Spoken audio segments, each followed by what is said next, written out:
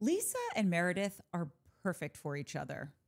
This was the episode of lunches. Every scene was a lunch. And is it just me or does anyone else miss Captain Jason? Okay, well, you guys are just bitter that not everyone's as cute as Captain Jason. What on earth am I bitter about? Okay, this is awkward. Welcome to Showmance, guys, the only show on the internet doing deep dives on shows with no depth.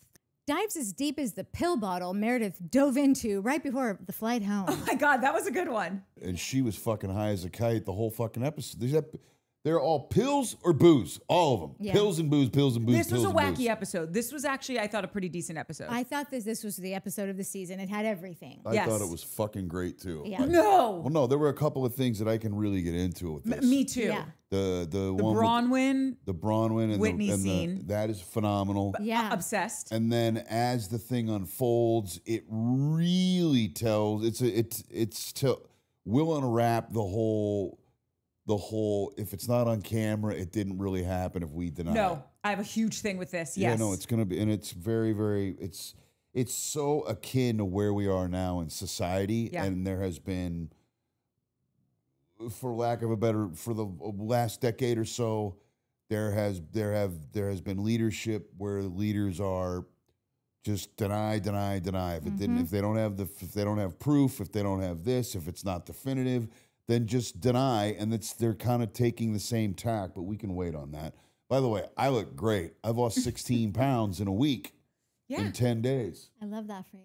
Yeah. I found him. I fucking look.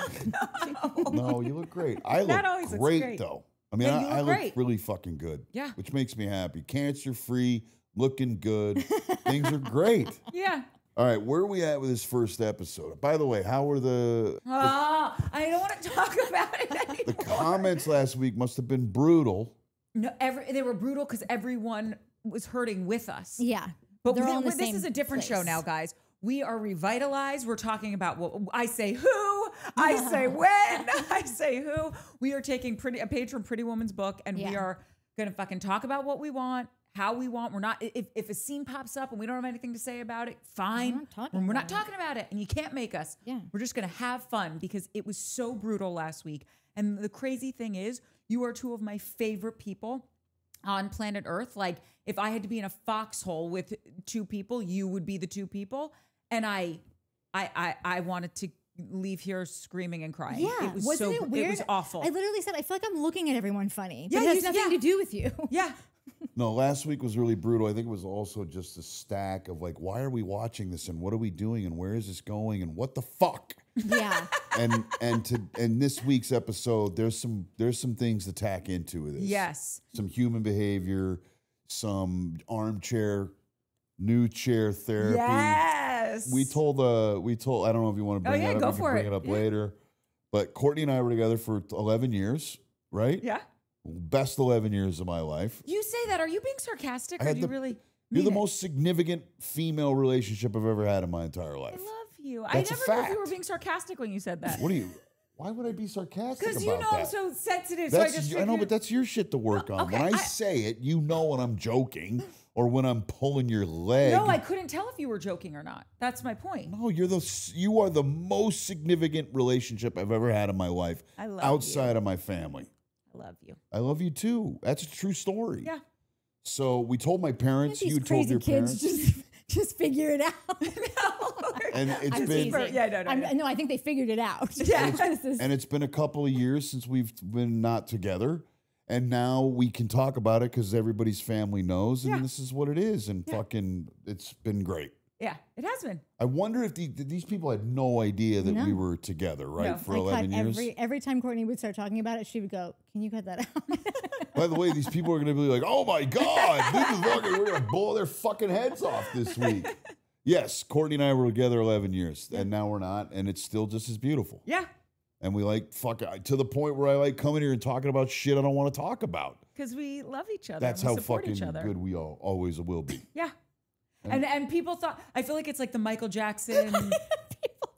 No, do you know what I'm talking about? Lisa Marie Presley thing on their 1-year anniversary. They did a press conference and Michael Jackson's like, and they said we'd never last. Yeah. And I feel like people thought we were crazy when we broke up, that we were going to stay family and love each other and support each other, and we fucking did it. By the way, 13 years or 11 years too, that's a real win.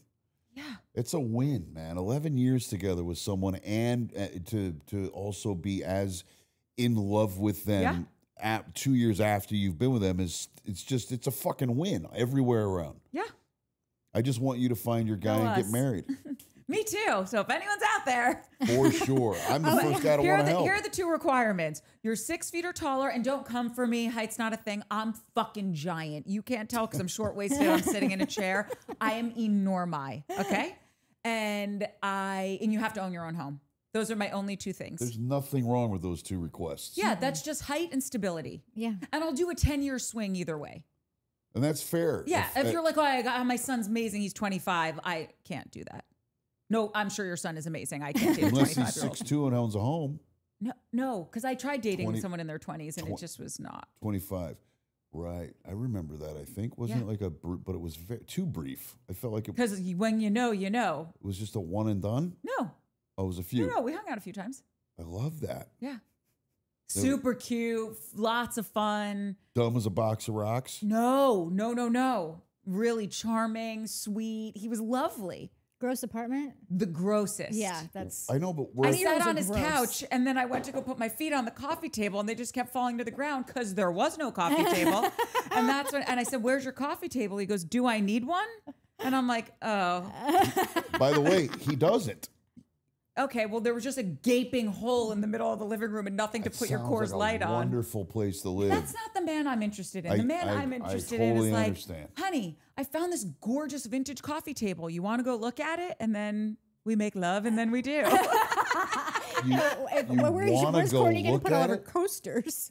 Yeah, exactly. Where am I going to put all my coasters from the Urban and the Mystic? Mystic? Wanting to go look at it part is where you just fucking lost me. No, that's why we broke up, because I wanted to leave the house. I don't want to go anywhere. I don't want to move. I know. Our therapist looked at us and she was like, she's literally asking for the bare minimum. And Shane's like, I know.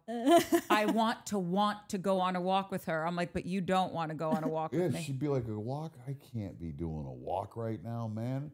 I guess I'm a selfish prick. No, you just tap out at 80 steps a day. That does not a walk make. I do. All right, what was first up on the docket with these assholes? What I loved about this episode is that it really did have everything, and I don't even care about everything, but I feel like somebody must have fucking called them and said, you can't have everyone being so shitty and then not have something else completely different. Yes. And it can't just be Electra and like the Greek thing again. No. A, we've already seen it, and B, like, I love this thing, but I don't care about it on this show. I just don't fucking care. Not to come up this much. Yeah. The thing that you are talking about with Bronwyn, like that came out of fucking nowhere. And I'm just so happy to hear about a new thing that people are dealing with that's not, and the screaming in the airplane was interesting too. But you can't have so much assholery and not have that other thing that has nothing to do with assholes, except for the dudes. But that's what dudes? I literally have this note under the scene with Bronwyn and Meredith. Bronwyn Whitney. That it's scenes like this that make me love this show. Because I thought it was a thoughtful conversation. Yeah. I thought it was honest. I thought it was interesting. And we'll get into like pulling it all apart. But I was so happy specifically for you, because when I was watching that scene, I was thinking of you, because I want you to see this season has been a train wreck. And it's fine to have some train wreck in there because that's kind of fun or kind of interesting to watch. But like you said, when it's like when a dish just has too much of one note, you need acid, you need fat, you need all that kind of stuff. Starch, and you need and like there was a little bit of a laugh, like when the girls were in those blow up costumes and threw the thing overboard, and the wind got them. Like I was giggling with that. And then the authentic moment between Bronwyn and Heather, I was just like, yes, now he gets to see it's not all garbage. Yeah. That was really cool. That whole scene is super interesting because they are being authentic and they are sharing. They're also, I think they both feel a little bit strange about their situations because they're not traditional. So it's like you could feel that they were gathering some confidence in the fact that they're not alone. Yep. And the whole thing was just really, really cool. I really enjoyed that shit a lot. All right, so then let's run through real quick, just to see if anyone's got anything. You know, obviously we're on the boat. They do the yoga class. The girls. Brittany doesn't have a yoga mat. Like, does anybody respect Brittany around here? No production, one. not Captain Jason. No, the stews, nobody does. No. The Lisa and Meredith, who I now realize literally are perfect for one another. Yeah. Their friendship made complete sense this episode, and I've never understood why they've stayed friends, and now I get it. And then we get into like their little chat in their room, and then we see the girls get together, Bronwyn and Meredith, to throw the thing over the side of the boat, which like if you really think about it, it is mean. They just are always mean to her. It's like at this point, you guys just look like nasty bullies. Yeah. And I don't even like I don't mean I don't like her like you're a horrible person. I just mean like she's not my vibe. I don't feel like having a beer with her. I just, you know, we're good. But like I don't wish her harm. I don't want her to go home and feel like shit about herself. And well, I feel like that's all do. they do. I mean, there's a couple of things like, yes, them throwing her fucking dumb toy over the thing. And by the way, is this a thing? Dudes giving broads a toy animal and then you push it and it's like, get some sleep, honey. Like, Barry gave me one. Oh, God. My ex-boyfriend. Okay, so that's like a thing. No, I don't know if it's a thing. We were just like goofy and stoned and went Did to... you hear the voice in the fucking unicorn? Oh, no, it was horrible. But it was, hey, baby, get some sleep. I love you. I'm like, what a fucking creep. This present is perfect for her. It's a creepy present from him. From a creepy dude. Yeah, that whole thing. We were in our 20s. I feel like we really do get a pass. There is a difference. It's fine. But that whole thing tracks with them. And then I was like, I want the unicorn drowned immediately. So I was rooting for that. And at the end of the day, I want her miserable because she was a bad mom and a drunk. So fuck her. That's what I feel. I have no empathy for her. Someone said in the comments, I didn't go and do any research on this because I don't know how much it's going to change my mind about her. And let me just explain it because I don't want to sound like a monster.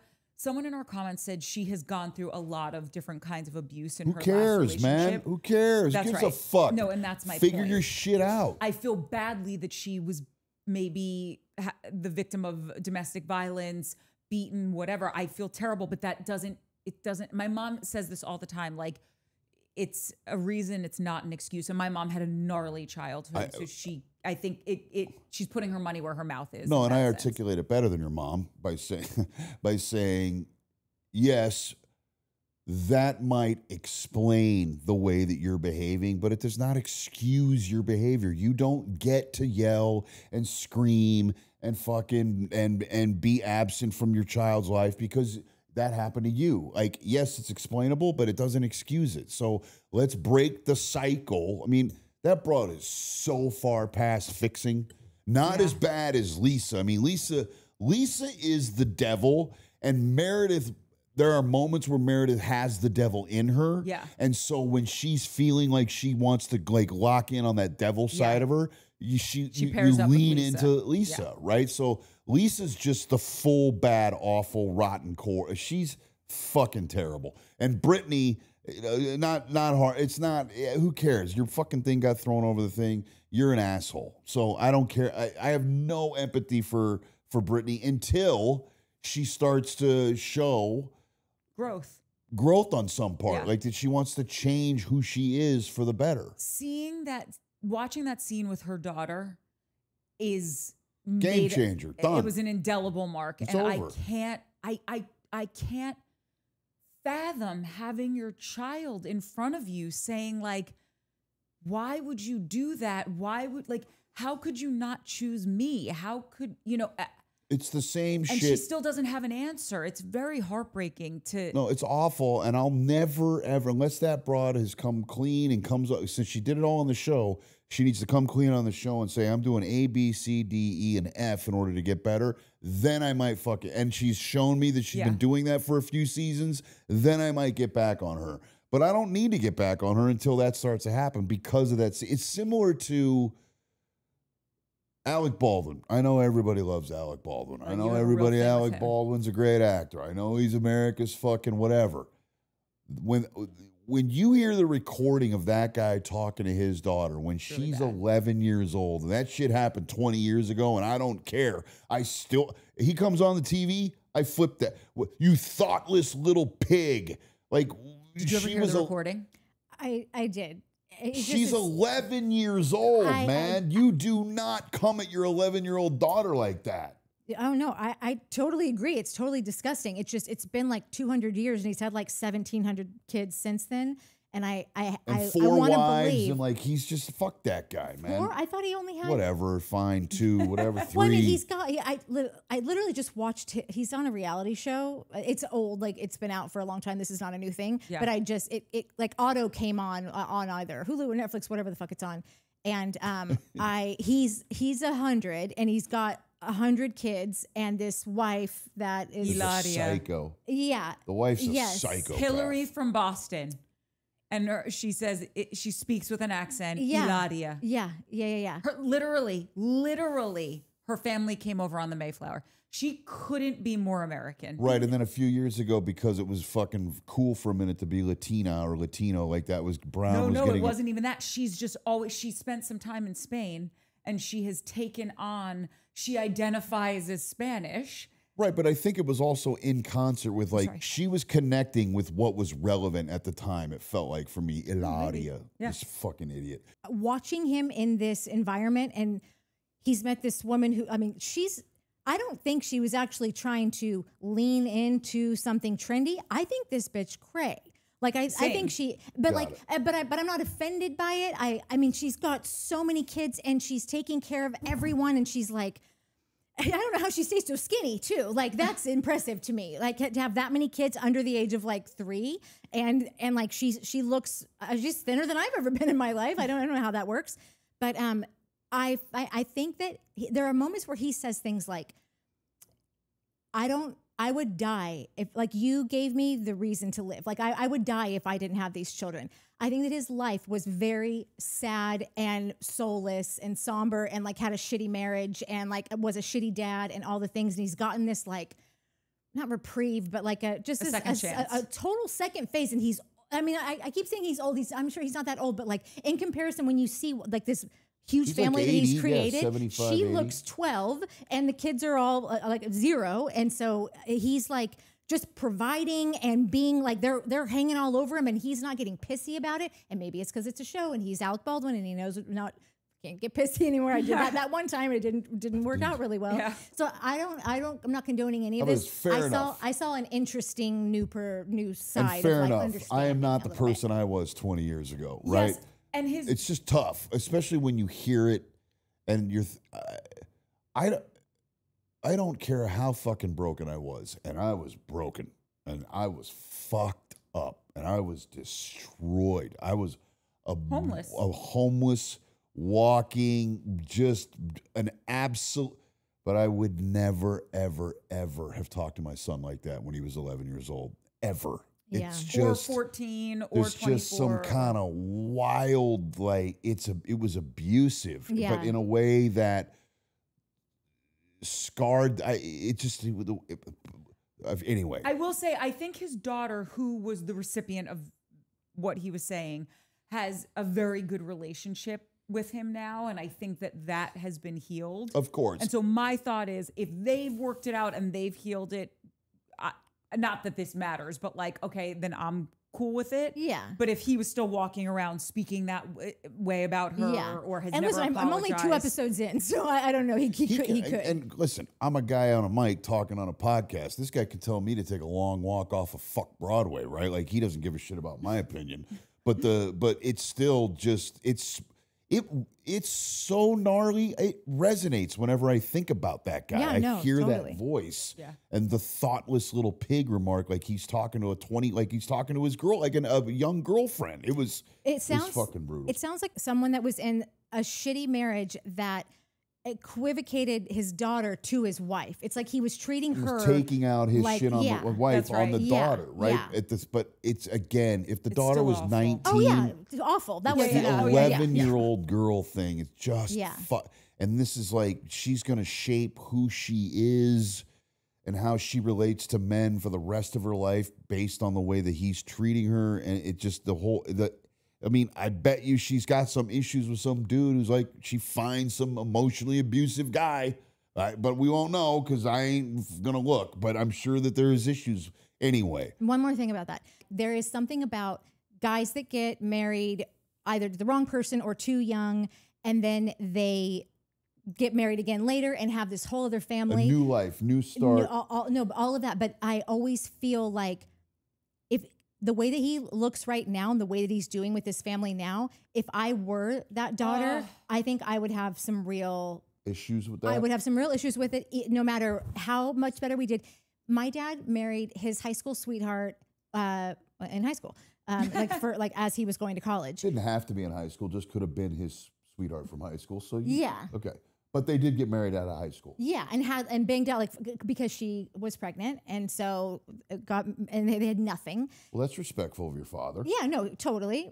Stan. Sure. He does his best. He does his best. Showing up when you're 19 like that's a big step for a man. He does do his best. As he once told me, Courtney, I'm not an incredible lover, but I make up for it in other ways. I can't even believe he said that because I feel like he's only told me, his daughter, what an incredible lover he is. So, that's Stan Abel though. But so he banged out 3 or 4 kids by the time he was in his early 20s. And then by the time that he married my mom, he was, I think, almost 40. And just the fact that I got a car when I was 16, I got to go to Santa Barbara to go to college, and I went to City College. These are things that you are able to do at a later phase in life that you weren't able to. And my most of my family never said anything about it, but I always had that one sister that was like, well, we never got a car when, and so there's just weird stuff about second marriages and first daughters. And there is something to, Bob Downey wasn't the best dad to his first son, right? Indio and wasn't a great dad. In the same way that there was a phase in my life where I wasn't a great dad to Boston. But with his new family, I would imagine, I think he's a pretty good dad. Yeah. And a lot of that is, okay, I get to see my past, I get to see my experience, I get to see where I was wrong. And the way to heal that is to have it change your life for the better. So if he's a better dad because he learned, all that shit, all that healing starts. Yeah. In the meantime, Britani ain't healed shit, and she's still a fucking terrible mother.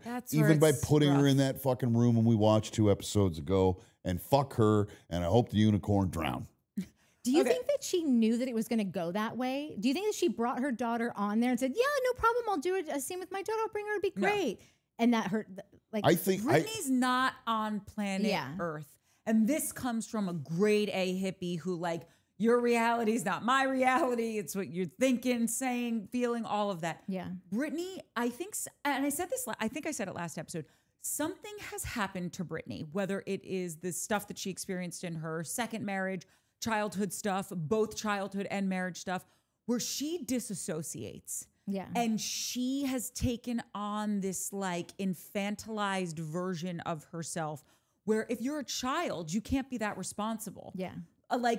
I never will forget that weird TikTok video you sent me of her going around the mall, singing, thinking this is cute, bringing her daughters into the video, taking fries out of their, off their tray. Bonding. But all of it was just reading as so tone deaf. And what are you doing? This is, you should not be, the production wanted some color in that part of her storyline. So they were like, well, you asked the daughter to come on. She was like, sure, she did. And the daughter was like, I'll come on the show. Yeah. And then fucking destroyed her, right? Which is what the daughter has every right to be doing. I don't think it went the way that she thought it was going to go. And she was stuck in the thing. And we got the joy of watching this woman be brutalized by her child.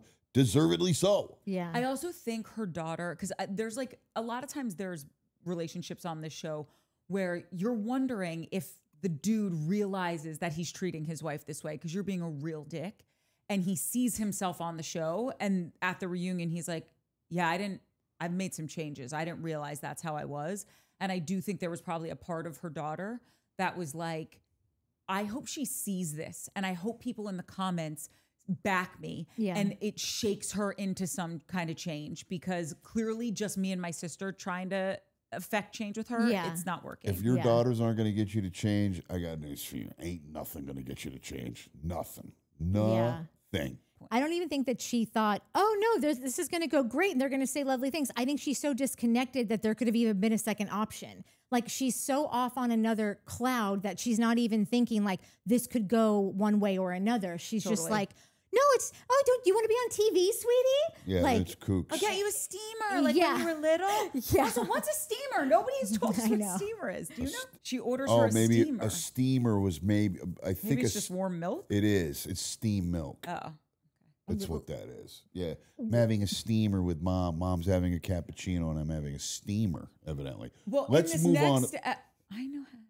Oh, I'm just helping the segue happen. Okay, well, I'm good at the segue. Okay. I was just presenting that I'd like the segue now. Yeah, okay. And by the way, one thing I want to say about just this whole thing that happened to her is that it does seem like Bronwyn has maybe forgotten how quickly we forget like what it's like to be the newbie.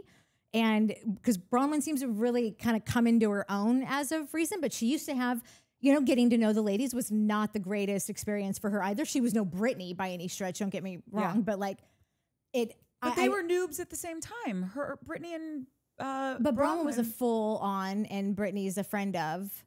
So I just think that Bronwyn just like she's a different kind of person. But what I'm saying is that I didn't love that Bronwyn kind of like, I don't care that anyone threw that unicorn out. I don't care at all. It's bring a unicorn, you're asking for it. But like it just like in your dude's voice, your creep dude's voice. Yeah. Hey, get some sleep, baby. Love you. Yeah. But after off the thing you go. After everyone piled on this woman though, I feel like now Bronwyn's kind of part of it, kind of started it. Like, not start it, but like she did. She sort of started she was sort of the instigator to the whole thing. Yeah, and like was telling everybody things that Britani had told her in the dressing room. She is doing some shit that she has not been happy about having happened to her. Yeah, she is kind of doing what she didn't like, which is the breakfast then, right? Well, we're at the breakfast, and Bronwyn doesn't really have anything to do with the breakfast because it's mostly Meredith talking to Bronwyn. But I just want to say, Bronwyn is very clear about the fact that I don't fuck with you, Britani. Yeah, 100%. I slept on a lounge chair. That's how much I don't want to be around you. So listen, I don't condone bullying. I'm just saying, like, I didn't find it to be, I wasn't aghast when it happened because you've been very clear about it. Also, can we lose the word bullying? It's become such a fucking nouveau 2020 post-COVID. I'll show you bullying. You know what I mean? Like, these broads are all in the same room. They end up taking sides. They take shots. They do this. That's not bullying. No, I do think what happened on the plane, though, did seem kind of like bullying. Yeah, and even Meredith at the table with flinging her hair on her and just calling her I can't even remember what she said, but basically calling her a piece of nothingness, bullying has this meaning behind it. Like, they were fucking with her, sure. No, normally I'm with you. I'm normally with you too. Yeah, I swear to God, I'm always like, oh my God, gag me already. Like, I really am normally like that. But there was just something about this girl. I don't know. It was like kicking the dumb kid or something. Like, I don't like that we don't like Britani, and I felt good about that. And now you've gone and fucked it up because now I feel bad because I just feel like it went way too far. And she just seems like this like little dipshit butterfly that the plane thing. You mean? I mean all of it, like really all of it. And we've talked about that before, where it's like this is ugly. This is gross. I hope that all of them. Here's one thing about Bronwyn. Deserved to in that way, in that level. Like it's It's just gross. They're too old. I'm sorry, you guys are grands. Like you can't be bullying. Like I understand you don't like the word bullying, but like so I personally feel like it did rise to that level on this episode.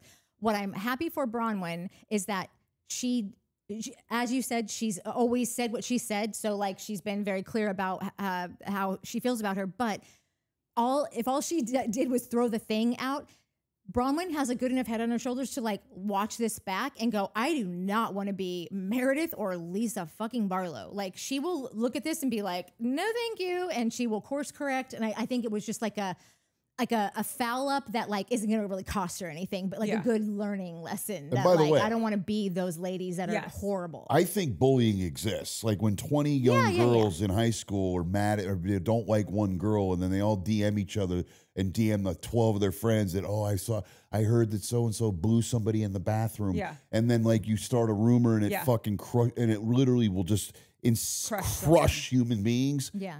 Bullying happens. Yeah. 6 drunk broads at a breakfast table that have signed up for this, it ain't bullying. I'm with you. Like Natalie said, I am with you 99.9% of the time with all this. For some reason, I started feeling it when we started seeing Meredith and Britani interact, but I had such a bad taste in my mouth with Britani that I was just like, honestly, I'm like, okay, fine. And then at the breakfast table, when she's touching her, she's flicking her hair. Yeah, it was weird. It was just, it went into a weird place. And then they get on the plane, and I said it before, and I'm going to say it again. It was very smart that Bronwyn booked different flights there and back. Yeah. And when they're on the plane and all this shit happens, and if every single person on the plane, besides Lisa and Meredith, who are the ones that they're blaming for this, are saying you were disgusting, your behavior was abhorrent, 1,000%, then you're dead, and you gotta lie down and realize you fucked up. And that's what was hold on real quick. That's what was giving it the really intense, gross, like more erring on the side of bully. Yeah. And I just want to say this because you don't know this, but there's something very similar. Sorry. Few things. Just gonna give you a little Housewives history lesson. Great. Where are my glasses? Give me your glasses. Go ahead there. On Masterpiece Housewife Theater, there was. Oh my God, I'm gonna barf. Yo, man, I need those now. It's another fucking awful side effect of the fucking weight drug. Go ahead. Okay, so what? No, I shoot myself with that weight drug, and it's fucking my eyesight's gone inside of 6 months. If you guys are out there and you're thinking about taking those weight shots, you should be careful because I've been taking the weight shot for 6 months. That tracks 16 pounds in 1 week. Now I get it. Okay. Well, no, hold on. I hadn't taken the shot in like a month and a half. I took a shot when I got back from Omaha because I went on a 40,000 calorie Omaha spent, like the binge. I got back, I took the shot, I hadn't taken it in a month and a half, and I am not hungry, and I've lost 16 pounds in a week. That being said, I've been on it. I've been on it for 6 months, and 2 months in, my eyesight started going, and I'm like, this is bizarre. And then I'm like, am I old? And then I started chat GPTing or playing Dr. Shane. And evidently, that's a side effect of this thing is you will lose or it can affect your eyesight. That being said, I can't read now without these. I can't play my video game. I can't type on my phone. By the way, if you can't see how good you look, all svelte, who cares? I'm just. It's worth it. That's something. It is. You're nuts. And there's nothing better than being hot and skinny. No, I'm shooting away. And nothing tastes as good as thin looks. Is that what you mean, Natalie? And if you see me in 6 months and this is me coming to the door with the thing, it's fucking fine. You know what I mean? I don't give a fuck. Okay, but what I wanted to say is there was an episode of The Real Housewives of Beverly Hills. This was a banger of a moment where Kyle and her sister's Kathy Hilton, and Kyle's been on since the inception of the show. Mm-hmm. They get into a gnarly fight at this club in Aspen. Kyle looks like Lisa a little bit. Ish. Long dark hair. Okay, got it. Yeah. I know who this is. Okay, yes. Kyle will be so mad when she sees this. And I don't really agree with that, but for what you're saying, I don't really like Kyle, so I love that for her. Okay, great. Okay, so they get into they go to this members only, very hard to get into club in Aspen, like a hoity-toity place. And is it that one, the Raging Horse or the something or other? I can't remember the name of it. But it's like an institution there. They obviously can't bring the cameras in to film. Yes. They get into a big fight. Kathy starts saying allegedly some really wild things to the DJ. And then Lisa Rinna, who was on the show, is like, you know what? I'm going to take Kathy and let's just go home right now. And the rest of the girls stay out. And Rinna and Kathy get in the van. Somehow there are no GoPros in the production van, which makes no sense. And according to Lisa Rinna, this is all allegedly, she said Kathy went off and said shit that, like, stuff she should have, that's just crazy, about her sister, about the network, about Bravo, about all of this stuff. And Lisa went and said to Kyle, she was like, you have to know that your sister said this about you. This is gnarly shit. And Kathy denied all of it. Do we believe Brenna? She said that none of this happened. And so now it's this she said. And because there were no cameras, it's one person saying this didn't happen. That never happened at the DJ booth. That didn't happen in the van. Brenna's saying that it did. And then now we're in the same exact thing with this flight where Lisa and Meredith are saying that's categorically untrue. And everyone else is like, these broads are so self-aware though. Why didn't one of them shoot a video? That's why I respect Bronwyn. She was like, if I was on that plane, I would have shot video. And I believe her. I do too. Why did Mary shoot video? Why didn't fucking Lisa? The Jaw. Every time somebody shoots a video, they are basically ostracized for a whole season. Like, that's like a big no-no in Housewives land. Like they do not want you. Yeah, you're not allowed Bravo to. doesn't. No, Bravo loves it. The girls think like you're a Benedict Arnold. Oh, you're a rat. You're a snitch. This is how it all started, really, with Britani and Meredith, because Britani was supposedly recording Meredith in the van before, and they caught her like red-handed, where she said, "I was just taking a video or doing a selfie to send to my daughter, and it was flipped the wrong way." And so between these idiots, a big no-no, a red line is to not film. Yeah. It's not like other Housewives franchises. Like if the cameras aren't up, don't put a camera on me. Got it. Yeah. If this broad was wailing and like hysterical and beside herself when she was getting off. By the way, this broad Meredith was high on pills, had a cute couple of drinks on the plane, was out of her mind and went nuclear. And Lisa's there the whole time because she kind of just enjoys watching people in pain, you can tell, is jabbing her the whole time and egging her on. Yeah. That 100% happened. Well, because also then the heat's off of Lisa. And what I don't understand is apparently First Class was the girls and production. It was no normies Other up there. people, right. So why didn't someone from production pick up their phone and start filming? I'm sure somebody did. If this whole thing happened, it's going to come out at some point. Like there's going to be footage from somewhere. So here's what's going on. If it was just production and them, what they do is they allow these idiots to hang themselves and say, nothing happened, nothing happened. And then somehow, some way in 2 episodes, they produce a video. Services. That could happen. And this could be they're out with Meredith because, like, I don't know what, if this is the year that they all did their contract renewals, I don't know what their terms are. So Meredith has done dick all, like, basically last season too, but for sure this season hasn't done anything. So it could be their way to get rid of her. Like, it could be one of those things. Sure. I would imagine a video will surface because there's no reason for the Jaw and Mary and who else? Whitney, and there's no reason for them to not to create this out of nowhere. I mean, I guess there is because we're living in a non-reality. No, there really isn't. You're right. There isn't. There just isn't. And there's plenty of other things for these people to whine about and harp on. There's a few things with this. One, I do understand, like, amongst gangsters and criminals, there's even a code of ethics there, right? Like, you don't rat, you don't turn on people, like. Within this, if we're looking at this as like a mafia of sorts, no, then if you start filming me when cameras aren't up, then we're never safe. And are you recording conversations that we're having? And then it becomes then it's really dark. So I do understand that. Okay. Yeah. What I don't understand is in Beverly Hills, they were in a production van. GoPro. You guys are worth millions upon millions of dollars. You can't afford to throw some GoPros up there. Production was in First Class with them. Production could have filmed it because you guys are on the clock. We're going to hear about hopefully a video does come out because I really think that whether you like Meredith or not, she's a straight shooter. And when she articulates, this is how something happened, it's usually pretty accurate. I don't find her to use a lot of like historical revisionist stuff. Oh, I'm sorry, Heather. Oh, okay. Like when Heather says, the Jaw is sort of Greek become chorus. the voice of reason. Yeah. Okay. Go ahead and say what you're going to say, but I don't know what her fucking deal is. The Jaw? Yeah. You got bad vibes on the Jaw. I you got think she's angling?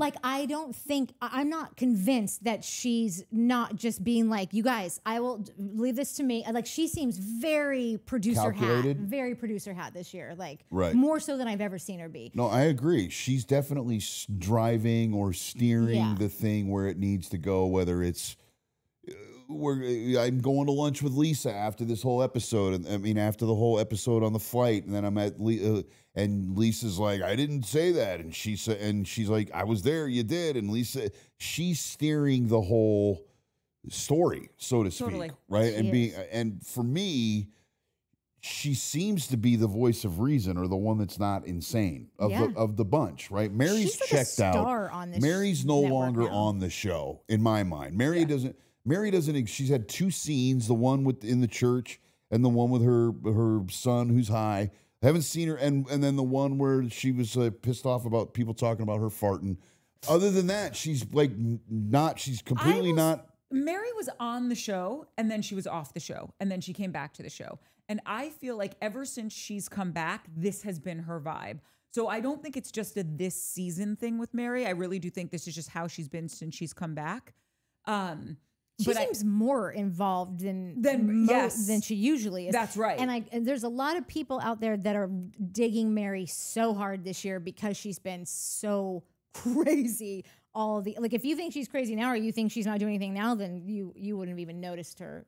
And they're going to do TLC is coming out with a 3-part series that is going to lambast her about Mary's church. Yeah, they I mean, by the way, I'm sure they're going to tell we should cover it, quite frankly. Yeah, none of you people even need to watch it because I already told you what's going to happen. I mean, she's robbing old people for money. Yeah. I mean, that's fucking terrible.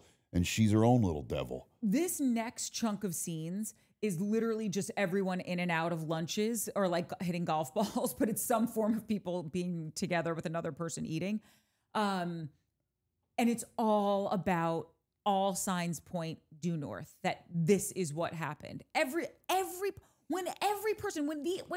the majority of people on this cast don't get along, but they can all come together to be like, this happened and this was fucked up. You know it's the truth. Correct. 100%. There's no doubt. And the Lisa jaw lunch was bananas, and it really started it started me really just being upset about where we are. Like, we now live in a society where you do not have to take responsibility for anything. If you just deny it and you're really, really, really adamant about your denial, and you don't back down and you don't retreat and you triple down, you seemingly right now in the society we live in can get away with it, right? And so I think whether they've learned this over the last 10 years and our society now, because there are important people in power that are showing you that this behavior works.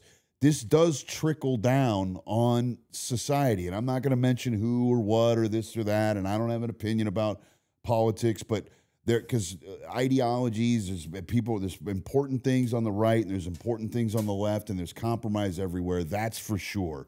But I do think that if you are the president of the United States of America, a very big part of your job is also acting as if you're someone that people can look up to, and that people can go, that's the kind of person I want to be in my life, not the current character that is in office. I think that the politics aside, he has set some incredibly, incredibly bad examples for the rest of us as a country, because ultimately we do want to be led, and we want to love we want to like the people, the person that's leading us. But this behavior that has been exhibited over the course of the last decade, I think for sure has trickled down into this situation where Lisa's just like, I'm going to deny it. And if I deny it and you can't prove it, by the way, even if you can prove it, you can be like, deny. Oh yeah, AI, it's fake. I have a note about this in pertaining to exactly what you're talking about, where it's like, I know I have people in my life like this that I will have been in the room, or someone that I really trust will have been in the room when something happens. And when they relay what happened, or when I saw what happened, I know what I saw. I'm not like you. I'm not losing my vision. I'm kidding, Bill. And then I will talk to some of the people that were also there, and they're like, no, that didn't happen. And I'm like, no. I was literally live texting it to someone because I had my phone next to me, and it was so egregious what was being said and done that I had to tell someone, like, girl, you don't know. So yes, it did happen. I didn't just make that up and text it to someone. And this is where we say this all the time, whether it's in life, on the show, politically speaking. My shoes are white. They're not green. We're in blue jeans. You're in black jeans. Like, for Lisa and Meredith to so staunchly deny this, it pushes a button in me, because I have been around people that will say, I never said that. And I'm like, no, that's why I haven't spoken to you for the last year. I'm certain that you said this.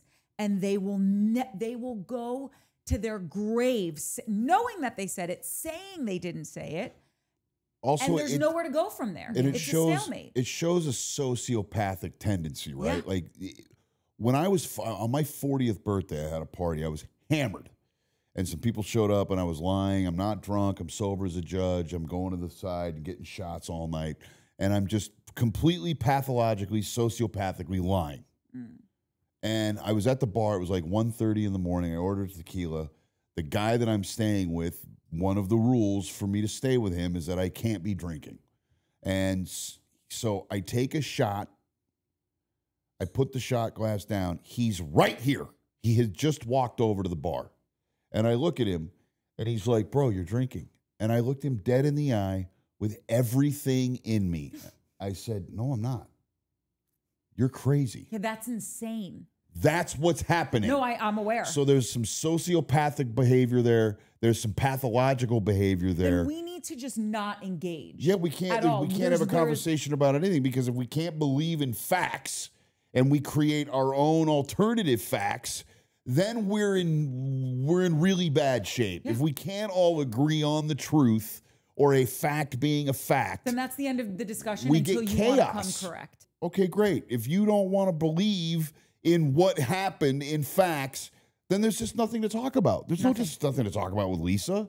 There's nothing to talk about with Meredith. We're not living in reality, and none of us can agree on it. It's chaos. It's where things really start to get fucking spun out of control. I'm curious what Nat thinks, because you look like you got a...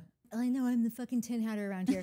But tin tiara. But just like with the way that Orange County has gone as well, this has really just been the worst like slew of the show. We've only been doing this for a short while, but like out of all the shows we've done, the ones that we're doing right now are the hardest to have to show up and come up with. But I think we're doing a phenomenal job tonight. There's totally real nuggets tonight. Yeah. No, totally. It's what I like this episode, but also the bar is low. But the thing that I'm having problems with is that it like I am now on to production in a way that is like, how many times are you going to tell us something that like how you opened the show with saying like, there's like, we didn't come here to, like, this is dividing people. Like when you've got somebody, yes, you did, no, you didn't, like, and then we don't really know. And there's no way to believe except just like your gut. And like, everyone's got a different gut, you know? And like, we all gravitate to the people that have our same guts most of the time. And so then here we are in another division of the country.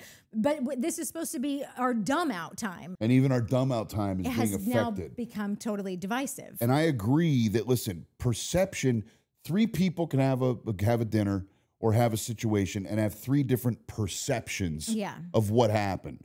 But what happened is what happened. That's correct. And when we're now living in a place where what happened can be argued, then you get yourself into a very dangerous fucking place. What is it? That book Fahrenheit 9/11? No, that was a movie about the Meltdown, I think. Or 1984. 1984. Yeah, we're talking about George Orwell. Yeah, this is very Orwellian. We're talking about things that don't have explanations, that can't be fixed, and typically when this is used, the denial or the I'm going to pretend like this isn't real or creating my own fact,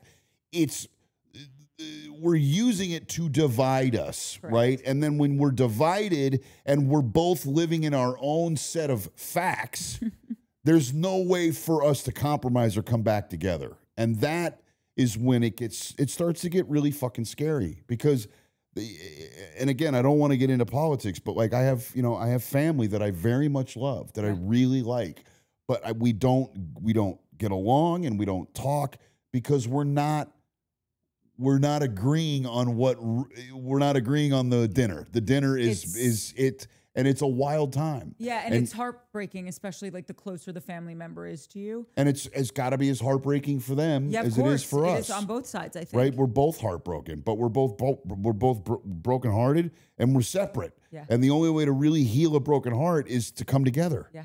And so, you know, these women are showing real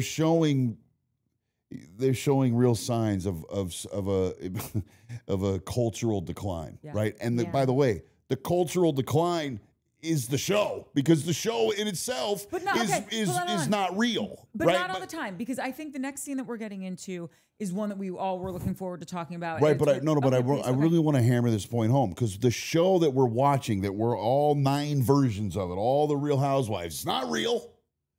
It's a version of real. Yeah. It's not entirely real. It's an edited version of real, like the government. Or like, how about this? It's true. I get on the internet. Nothing that I see on the internet is real. I look at the memes. They're all fake. And so we're all just living in this really weird time where we don't know what's right from left. We don't know what's up from down. We don't know what's true from false. And we're divided like we never have been. It's just, it's a terrible time to be alive. And I'm not blaming anybody. Nothing you read on the internet, you know if it's true or false. You don't know. And you're relying on human beings to do research or to go the extra mile. And instead they don't. And they just send the meme off to their friend. And the friend's like, that's AI, or that's not real, or that's propaganda. I mean, we're in a bad spot. It's scary. They don't know what's real anymore. Like, Ronnie, look at this photo of Bigfoot shopping at Whole Foods. Bigfoot is real now. Look, there's an image of him buying kombucha at Whole Foods. What technology exists that can fake images?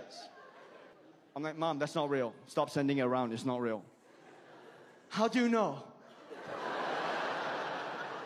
They always get so indignant about it. Like, how do you know that it's not real? Because the font is off, and the resolution of the image is blurry, and that lighting state doesn't even make sense for that image, and that's not standard dimensions for a news article, okay? I can't give you this knowledge. It's like Malcolm Gladwell, blink. I've just seen so much shit on the internet. My brain instantly filters it. You'll never have this skill set, so just stay off the internet. This world is not for you anymore. Stop making decisions. And by the way, everybody watching these shows is watching to escape. Yeah. And the escape has become less and less because of what's currently happening. Because this isn't really escapism. This is just another version of what's ultimately problematic for us. Yeah, sure, but there are bright spots in it. Like this scene that we're going to talk about. I said in the beginning, like, I have a note that this is actually why I like these shows. I like people talking, just because I personally don't think I could ever be in a relationship that was an open relationship, or pick a girl for my husband to be with. Like, I would, my head would explode. That's just me. It doesn't mean that I don't think it's not great for other people if that's how they want to live their lives. And I think the more you talk about things like this and the more you normalize it, that they're all consenting adults. They're in long-term relationships. They have children together. This works for them. Who am I to say that it doesn't work for me? That doesn't mean it's not going to work for you. Yeah. And I just loved how they talked about it. And I love, you know how like when you're first, you know, a girl and you're getting, Nat's going to never put this in, so I got to think of another analogy to use. You're becoming a woman. Sure. She's already rolling her eyes and dying. The moment that you've become a woman. I just mean like maybe you'll talk to your friend and be like, oh, that happens to you too, or that would, you know, whatever it is. At first you're just like, oh wait, yeah. And then you have long conversations about it because you normalize it. And I feel like these two were kind of sniffing each other out and then really opened up on national television about how they would be okay with threesomes. Do you think their husbands signed off on them talking about it on national television? Or do you think that just got caught? They got carried away and they got caught talking about it. Not caught, but they got carried away. I think Bronwyn was pissed, and Bronwyn was going to do what Bronwyn wants to do. I don't think either of them asked. Yeah, and I think Whitney's like a wild child, and her husband knows that about her. Got it. That And could be and said they're at any and moment. both and Todd's old, but Whitney's husband is older. Not older than Todd. But She's old. just older than. I mean, Whitney he and doesn't her look that husband- old to me. Well, like, no, they have a 17-year age gap. okay. And Whitney and her Yeah, Justin. it's just that the Todd father looks like the Todd father is a fucking much ancient. bigger age gap. Yeah, and also like news that Whitney is probably a swinger was news to Not no news, one. Yeah, right. like they never really admitted it, but just you see her on that stripper pole one time, and you know what this house is for on the weekends. Like they're having friends over. And by the way, that's fucking really Yeah. cool and really fine because it sounds like everybody's in on the joke. That's right. And no one's doing anything behind anybody's back. And both the couples have agreed that this is what's comfortable. And if it's not, we're going to communicate and move out of it and go somewhere else. This sounds incredibly healthy. Well, what it made me think of, oddly enough, is you and I, not that we ever did this, Sure. but because Bronwyn was so brave and was just like, I wouldn't actually be mad at it if I chose the chicks for him to be looking at because maybe he wanted to go hook up with one of them. And then all of a sudden, Whitney came around and Whitney was like, oh, really? And she started saying her thing. It started normalizing this thing that might be seen as taboo or bad or whatever. Non-traditional. Non-traditional. And Shane and I's relationship is very non-traditional to, stay like family, to still live together. Like those things people can have a lot of opinions about. And it can be very hard when you're first trying to do it because people are like, that's crazy. That's never going to work. You're unrealistic. You guys are idiots. And, clearly it has worked and it's been a healthy thing. And everybody says it can't be done until somebody else does it. And so I just think Bronwyn might have felt really alone in that moment, really ashamed, embarrassed. And because she is okay with living a non-traditional lifestyle with her marriage, once she said it out loud and she had like a brother in arms, now she could probably go home to Todd and have a more informed and confident conversation with him to be like, hey, what if we do this? And then if you are caught looking at pictures, no, it's a nothing burger because everybody knows this is what we've agreed on. And I just thought it was great. No, that whole conversation was really cool, and there was connection, and they were coming together, Yep. and there was a sense of community that was being built, and they both were in a really. I thought that fucking scene was the best scene I've seen in the whole series so far. That's why I thought of you when I In saw all- it. 'Cause in I all was 7 just psyched episodes, you were going to get to see it. Because it not all situations are impossible. Everything is possible with love and communication and understanding And respect. And it sounds like both those women have that respect for their man. Mm-hmm. And they're figuring out how to live and coexist in a way that everyone's happy. And vice versa. They respect, yeah. Yeah, the whole thing was just a win for me. The next couple is, I got a whole other fucking take on this whole No. thing. Please. No, Please, I wanna hear it. I just think that you guys need to take a harder look at Bronwyn and these couples. These are not the same couples. This is a fucking. I think that Bronwyn wants out of this fucking junk hole. I think that she is. That's fair. She could be looking for. She's way to laying stay. the fucking Right. laying the groundwork. Because what we have to remember about Bronwyn, this is a slippery slope for the Todd father. Because because he's rich, rich enough. I don't know how much money this guy has, but I'm sure he'll be able to go and find some girls on Instagram and take them out on some dates. Because now he's not just like a rich guy. Now he's Bronwyn's dude. He's the Todd father. He's the Todd father. Yeah. So he's not going to be left alone at night, but he's not going to fall in love with someone new. If he loves Bronwyn, he needs to nip this shit in the bud and just and get back on the path of Jesus. Because she seems pretty happy though and content with Todd in the way that I was hearing it. She just wants to have a. She doesn't want to be in the dark. She I doesn't don't want to buy be it. I think that for a very long time, Bronwyn did really love him and really want to be with him, and because he was also raising her daughter.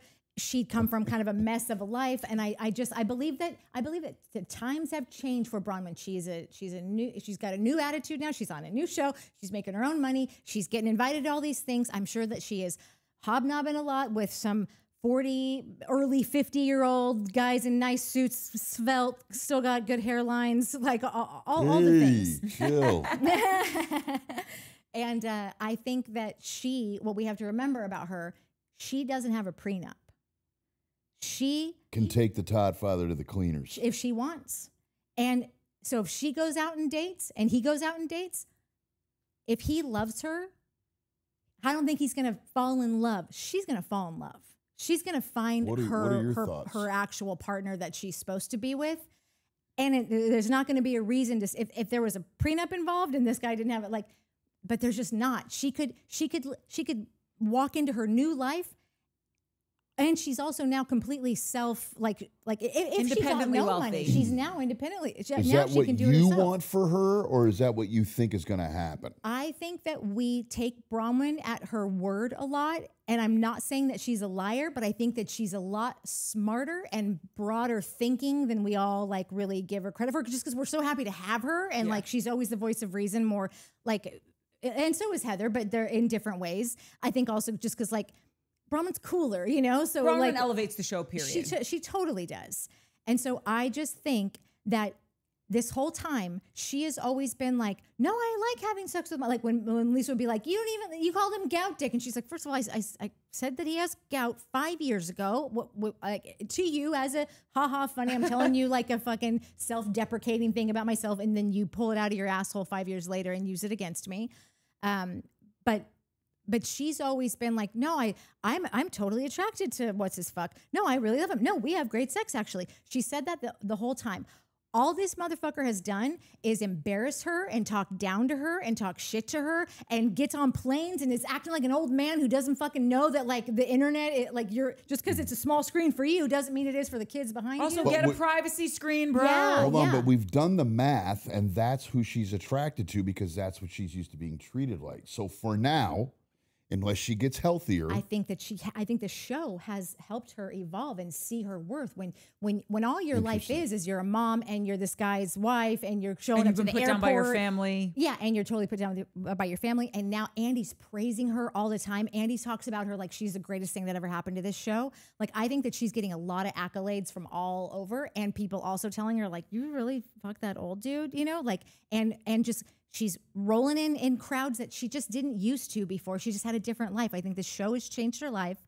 And I think that she always respected him and showed him all the respect in the world and lifted him up to everyone. And he has shown her nothing but fucking bullshit. No, he's a creep.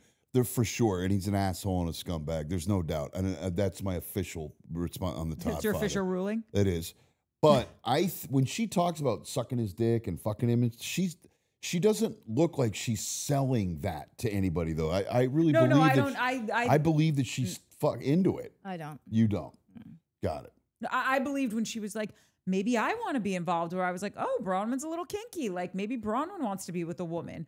Like I was actually thinking more along the lines of she'd be into it because there's stuff that she sexually wants to explore. Yeah, like a guy that's not 80, 100,000 years old. Nothing maybe against 100,000-year-olds, but by the way, she looks like she's 40. By the way, this is something she is in her late 30s, I think. Oh, then you look younger than 40. I was just like, I thought she was older than that, and so like I just thought or something. Okay, so and yeah, this she is some looks other 38. weird repressive old guy shit, right? I'm not old enough to have this one yet, but there are dudes that like watching their chicks get fucked by younger guys. Yeah.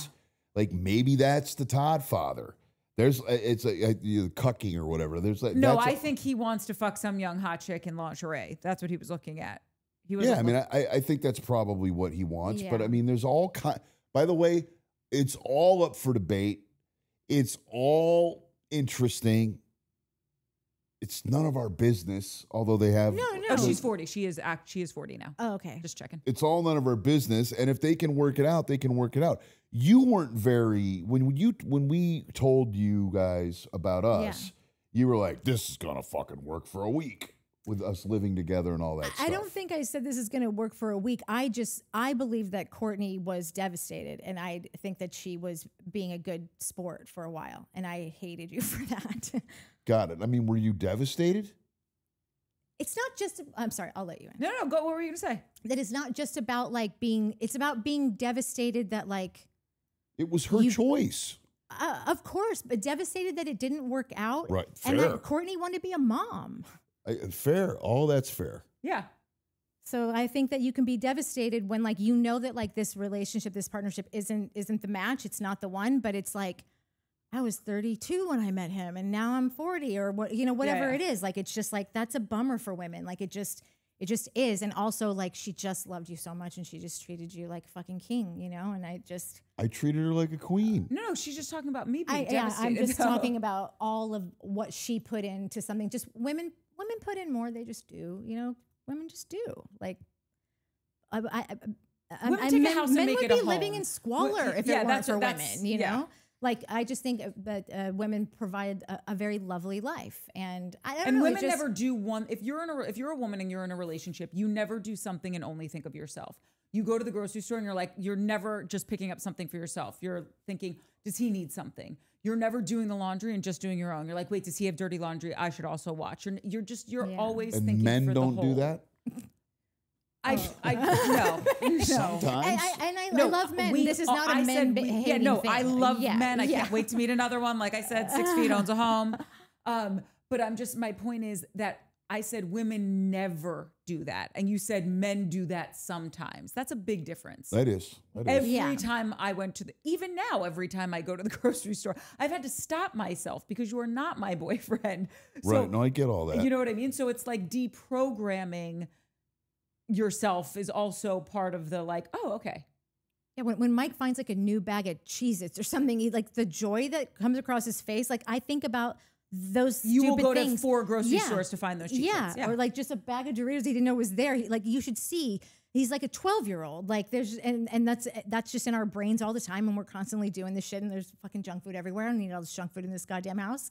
But it's not that I didn't think it would work. I just didn't think it was best for her. I wanted her to move out immediately, to be quite honest.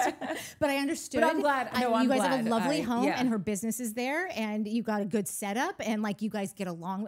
And she loves a buddy. She's a talker. You know, if you leave her alone for too long. Oh yes. Yeah. Yeah. And that part of it, I am glad. Like I'm glad that we. Yeah. It totally worked better than I thought that it would. I wanted you to live alone and see how it went. I'm sorry, I just did.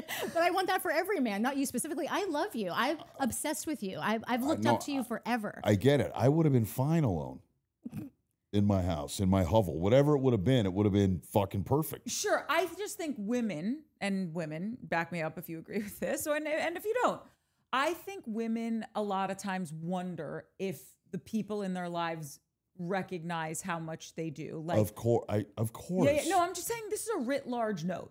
So I think that all women are like fucking turn into this. You brought it up. I know. I wasn't going to bring it up. Let's fucking go here now. Come on. Anyway, we can move on. Beat up Shane for the next fucking 13 minutes. No. Listen, I know that you would have been fine in your hovel, but if your parents would have came to visit you or your siblings or whatever, they would have been like, this is not the same hovel. This is different than when Cork was around. Listen, in all fairness, you haven't, like, one time I came home from a trip. We had been living together for 5 years, and I ran into the bathroom, and there was no toilet paper on the roll, and I had to pee so badly, I just ran into the bathroom, and I go, oh, honey, can you bring me some toilet paper? You're like, absolutely. Where is it? Because you had never even had to put toilet paper on the roll because that's how old school take care I am. I get it. I get it. So I just think, yes, of course, you would have been fine, but like, what's the email address that the electric bill comes to? Okay, don't say it out loud. But I knew. Did I know? You'll bleep it out. Okay, but I did know. No, that's impressive. No, that's impressive. Mike did have this. No, but you can hold on. You can zap out the fucking CLA, but let everybody fucking know I knew. You did. You got that one. You got that one. Fucking got that one. Yeah. Okay. Who's our car insurance? kidding. I mean, that's not weird to not the know most your ridiculous car thing insurance. I've ever heard of. You don't know who your car insurance company is? No, whatever thing you handed me. That's right. I was saying. Yeah, I mean that's fucking. When great. was the last time you did the registration for your car? That's happened once. Yeah, 14 years ago before I wasn't around. You were going to say something about Mike, though. Like, Mike will just have, like, moments where he'll be like, if anything happens to you, this, like, I'll just die. Like, I'll die. That'll be it for me. And he's like, and even if I won't die, I won't know how to pay for anything. Like, he's like, I have no idea how to log into literally anything that we're doing here. Like, anything that makes this life just keep on rolling through town. It would all end. Yes. My dad says the same thing. All and the like time. it doesn't know how to get into my email, so it wouldn't even be able to be like reset password or Yeah, no, like what's the information. yes, all of that is very fair. So wait, back to the app just so we can wrap this all up. Yeah. We've got, listen, we talked about the Elektra Angie scene. We've seen it. It's sweet. It's the same as the last one. It's just lovely, different. but we can move on. But one thing that I thought was funny was when she was like, you have a horse that costs as much as my Porsche. And Elektra seemed truly like shocked. What? Like shocked. Yeah. And I swear in that moment, she's probably thinking like, nobody asked me if I could have had a Porsche instead. Like, that's what I'd be thinking. Like, can we trade this puppy in at the dealership? Oh, I picked the horse. Okay. So then next up is when Lisa and Heather meet, and it's more deny, deny, deny. Also, fun fact, Lisa was over an hour late for that meeting. And you want to get on my last nerve? Show up late. Show up that late. Mm-hmm. There is zero. Yes, of course. God forbid, I was in a car accident. There was an emergency. So I'm Lisa headed was to an the hour hospital. late for the lunch with the jaw. You do that to flex. You're more important. My time is more valuable. Yeah. And that is the most despicable behavior. And Heather didn't even say anything. She didn't say anything. Probably because she smart. knows that if she would have been like, you're an hour late, that would have opened up the gateway for Lisa to be like, oh, I was on with Ryan Reynolds and Blake Lively. Because I live such a different life. Yeah. Okay, hold on. If you never thought that Lisa Barlow was just a real, true fucking piece of shit, I think that you'd have to leave this episode with a different perspective. The fact that Britani is the only person that has been sticking up from the first episode when they're out at the fucking campsite, sticking up for her all the way there. She's the only one that didn't scatter like rats when Lisa came out the next morning on the yacht and was like, oh, hey, look who's up. And everyone just got up and left. Britani stayed there and was like, are we okay? Are you okay? Britani's had her back and she fucking was an absolute piece of shit to her. Yeah. Lisa's the devil. Yeah. But every single week, we just have a new reason on why she's just fucking the worst. This is what needs to happen. She needs to get off the show. No, she does. But in addition to those things, I don't even know what day this is that all this is happening. So it's either the same day or the following day, a 24-hour span. They were just at the beach where they confronted Meredith about not being a good friend to Lisa. Like, you're not really a great friend. You don't really like show up for me like the way like sometimes I just kind of need you to like chime in and like, hey, like pipe in, you know, and like and Meredith could not be fucking bothered with it. She like got up and like walked off. I think Mary was involved in that too. Yeah, but like. And then to choose Meredith to be the one to not only just like stick with and sit beside, but to join in on the pylon to Britani, like. Yeah, no, she's fucking dark. There's nobody worse. But that's why I said Meredith and Lisa. Now I get it. Yeah, and they deserve each other. No, totally.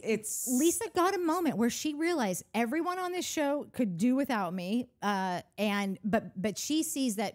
She thinks that Meredith has more clout than Britani. So if Meredith's going to need something from me and I can get something from that, then like, yeah, I will lie for you. I will say that like none of that happened, but like you got my back, right? And Britani's just like, and nobody cares about Britani and I don't either. And she could, whatever happens to her, whatever. But like it was a pretty black and white, like you right and wrong. Really fucking flush this bitch down the toilet. That's right. And they both got together before and said, we're just going to deny this. Yeah. Yes, like it's all in cahoots off camera. Was There's no doubt. Lawyery speak. Like, I'm not going to where she says a lot, but like, you don't really take a lot from it. Like, it's very. Wait, you mean Meredith? Very lawyer. Oh, yeah. In her speak. confessional, Yeah. she's like, if I was that loud and if I was that what it's a little trumpy. I know. Like, sorry, that's your same Trump voice. The Trump voice is more like this. Huge. No, everybody wants the wind, the wind chimes, the solar wind. There's gonna be no power. Cake? Yeah, no chocolate cake. I had the chocolate cake. Best chocolate cake you ever had.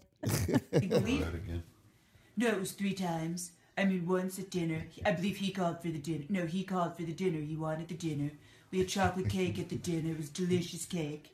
He told me, he said, you know what? You're staminized and you're hugely successful and no one's investigating you in 2 calls. 2. He called me And I called him. I love an impersonation. I did a really good one with you of the 1920s news anchor that really had you in stitches. I don't remember we that went to one. Coachella because we were watching something on the news and the Do guy was. it. Go ahead. What are you from the 30s? Go ahead. Give me the thing. Yeah, I'm a reporter, see, and I came down from the big city, lady, so I'm getting my story, and, wait, hold on, I had it better before, give me a minute. I said, Pat Horowitz thinks he's in the 30s. Yeah, lady, I came down here for this story, and I'm not leaving till I get it, so you can sit in that chair. I don't care if you tell me you're pregnant. I don't believe you're pregnant, not for a minute. You don't look like you're lactating or anything of the sort. I've seen you around children. You're not even kind to them. You owned a cat, you wouldn't even feed it. Now tell me the real story. See?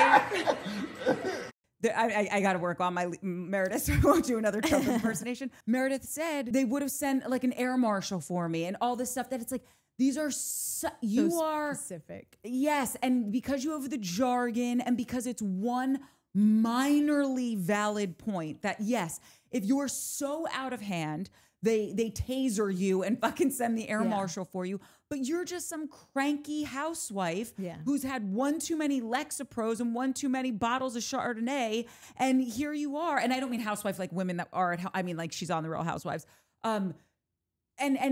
And here you are now behaving so wretchedly. And unfortunately, you're allowed to do that in public places because that's the society we live in. Yeah. And it's not arrestable behavior. There's two things about this, too. The one thing is that they had to have been really gnarly to Britani because they wouldn't both. They're all expected to sort of behave badly, right? And then just own it and the thing and then fight and do that. This must have been so gnarly that they're like, we're going to deny that we even acted like this. Yes. And because they don't have it on tape. That's right. Because it was fucking gnarly. Yeah. That's right. It's just, I mean, fuck them both. Meredith is, they're all brutal. But this is in this last scene it was funny because it was so kook-a-doodle-doo when Mary's sitting there and she's like, are you okay? And Meredith's like, yeah, everything's great. It's like, no, I was on the plane. I know you're not okay. I'm going to ask you again, blink twice if you're in there. Yeah.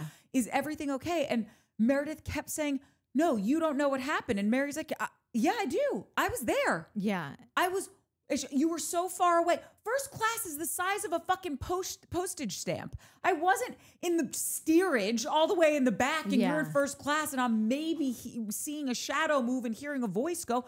I was right there. I was a row over, a seat over. Yeah. Also, they wouldn't have called the air marshals because the airline probably gave Bravo some kind of, did they show the plane? Did they show the airline? No, but they showed the seating chart.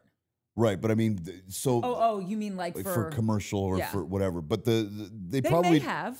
They probably didn't arrest or didn't have a thing because they're like, it's the Housewives and they're drunk and they're all in first class and it's not like they're interrupting anybody because they have the entire section. Like it must have been they must have thought it was for the show. There has to be a flight attendant that at least got audio and they can't put it out. They'd lose their job. But like somebody has to have a tape of it. Mary, I think, was looking at Meredith like, you're on drugs. This is what like, my son does this. Like, that's what it looked like to me. I think there's a lot of people out there right now that are, they're questioning Heather. They're just thinking that she's got an agenda. This is the Lisa takedown. Like this, if there were two bitches that were kind of neck and neck, like she has elevated herself and she has pushed Lisa down. So if you're one of those people, I don't know if this will do it for you because Mary, you might just think Mary's a liar, but I have never believed Mary more than I did in that. Like everything she was saying was just like I couldn't argue with this woman and she acts crazy all the time. She can't fake her crazy. She can't hide her crazy. Everything she was saying was like what you were saying. Blink twice. It was. Are you under duress? I have that exact note in here, followed by I wish Mary wasn't Mary, like in the sense of all the stuff with her church and all the stuff that we assume is going to come out on this docuseries. Because in this moment, I'm watching her and I'm like, this woman I like. When she says, if you can't admit that you fucked up and that you're wrong, you're never going to have growth. And that's scary to me. And I don't want to be around that. Like when she was saying all of this, that's the character that I want on these shows. That shows growth in Mary. That shows a good example for people watching. If Meredith wanted to take that advice, Meredith could become a better person. But Mary's in a cult and none of this matters. I got a question. Yeah. I'm just realized we have not even talked about the fact that this whole thing started because Britani accused Meredith's husband of basically having a mistress. Yeah. That's weird. Like, all of this shit happened that was so big and chaotic and crazy that, like, the whole thing was Meredith's fault. Was set off by Meredith. No, was set off by Britani. Well, set off by Britani, but like, which I don't even care about. Listen, Britney's wild. She's crazy. She shouldn't have fucking said that. It does not negate any of this, but it is kind of crazy that Meredith reacted in a way. We were literally all ready to forget that even was a thing because Britney's just such a nut job that like, oh, you're just throwing something out there. She now, like, either it's true or everyone thinks it's true now because, like, you don't go that hard. You don't flip out that wild. You don't fucking down your pills and start yanking the girl's hair and yelling and screaming. Yeah, where there's smoke. Because everyone can rest assured that Britani is a dipshit. So no one's really taking her seriously. Yes. It must be true. She should have just responded, oh, yeah. He's got a different broad in every port. Fucks someone different. Of course it's true. Hold on, you got to get your mic, boo. Yeah. I said, by the way, of course it's true. Yeah. That Meredith's dude has a mistress. They all have got mistresses, and it's all insane. Meredith, you blew this so hard. Like, I didn't know you were that fucking crazy. I didn't either. I mean, I knew she would get into things and get, you know, she's got cunning and got a tongue, whatever. I didn't know she was this batshit. And you've worked really hard, I think, to cover camouflage that. You've had a really good image, put on a nice display. And you blew that shit out of the water. So good luck to you. We love you. Love you. You guys doing comments? Yeah. Yeah. That was fun. That didn't feel like pulling teeth to me. I had fun. Yeah. No teeth going on. Oh, that's too close to home. Did that trigger you? Oh. That was funny. Love you. Okay, love you. Bye.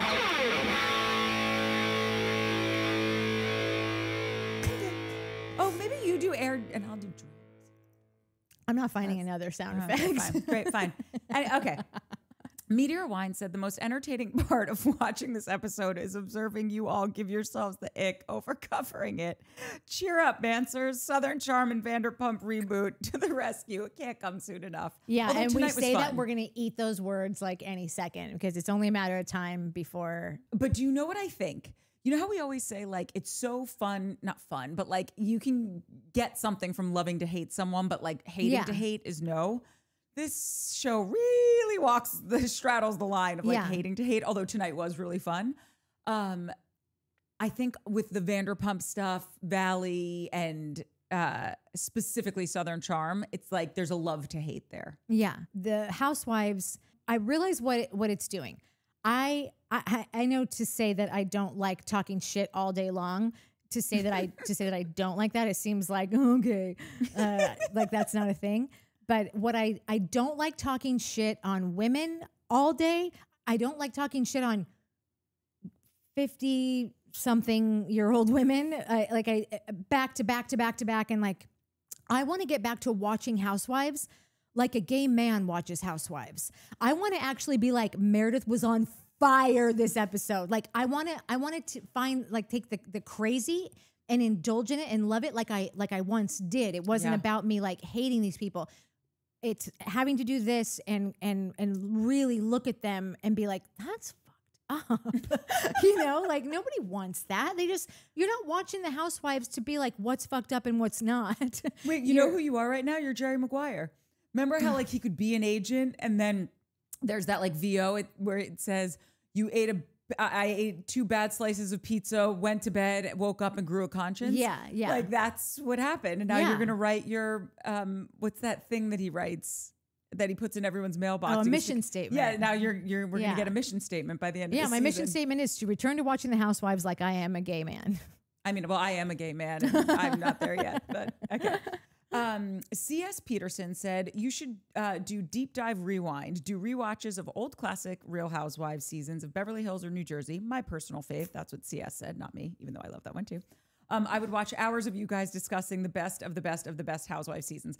And I know we don't have time for it now, but one day someone is going to be paying us to do this and we will be able to have some more free time. And I do think a deep dive rewind would be super fucking fun. So I don't know who keeps notes for us, but maybe someone can write that down. The minutes guy. Yeah. The minutes guy left with the Nebraska hat. Yeah, I'm just somebody maybe watching, or CS, just remind us when we start getting paid to do this and we have more time. Yeah, if all we have to do is get dressed and show up to a place that is not an apartment. That is an actual place of business. And all I have to do is be like, yeah, I watched, I got through half the season last night and we'll pick it up tomorrow. Like, whatever. Like, what that's the greatest job that ever existed. Yeah. And we're going to do it. CS? Yeah. We're doing it. Yeah. Housewife Deep Dive Rewind. I think that's a cute name too. Deep Dive Rewind. It is. And I also think that Vanderpump is really the one I'm in. to do. Say also. less. Yeah.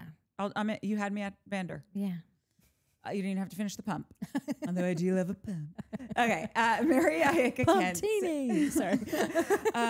Mary Ayaka Kent said, so glad Shane's okay and welcome back. I agree, Nat. I'm so over OC and Salt Lake. Makes me want to punch a wall. Just awful. I will listen to whatever y'all talk about. And I just want to say there were a lot of comments that were saying this. And we are so grateful for you all for saying that and sticking with us as we make it through this together. Yeah, there's always like a few people that are like, it's not that serious, Barry. But like, it is also. That's the thing. It's the yin and the yang. Yeah. I do and I don't. Yeah, I wonder if anyone, Joe Schmo, where are you? I need you to keep getting all my movie references. Eva Flava said, I was born in Spain where they have a saying, the best way to show your disdain for someone is to ignore them. I've used this strategy with toxic people and Lisa, and it works like a charm. As Lisa Vanderpump once said, don't get in the mud with pigs because you'll end up covered in mud and the pigs enjoy it. I hope at least Bronwyn can employ this strategy. And I feel like we've talked about that a lot and I totally agree. XAN3518 said, OMG, I'm cracking up so hard right now. This was the best. I kept hearing a cat meowing, but both of my cats are sitting in front of me, so I knew it wasn't them. I kept pausing the video to try to identify where it was coming from. I even stepped out on my front porch to see if there was a cat outside, and then it hit me like a ton of bricks. It was Nat's cats. Mike's cat, probably. Whoever. That one killed me because I've done that before. Yeah. Like also, literally gone outside. Yeah. But also imagine like sometimes I just get bored and I'll leave like a long TikTok on of like just cats like meowing constantly. And then cats are always like running in and like doing their investigations of like ears pinned back. Yeah. Yeah. And like darting over here and darting over there, looking at me like, what gives? You brought another one home? I'm just that bored sometimes. That's Scooby. Shannon Fall said the best revenge is living well and the best revenge is your paper. I agree, girl. Yeah. Harris said the scenes of Bronwyn consistently apologizing to the deckhands, feeling guilty for taking up space, and then the inflatable suits made me feel so uncomfortable because Nat is right about her being stuck in a childlike mental state. And now I'm looking at Todd a little bit differently. I'm scared for Bronwyn, and I just want to hug her and tell her it's going to be okay. And when he was saying that, I was like, yeah, you really nailed something with the costume element.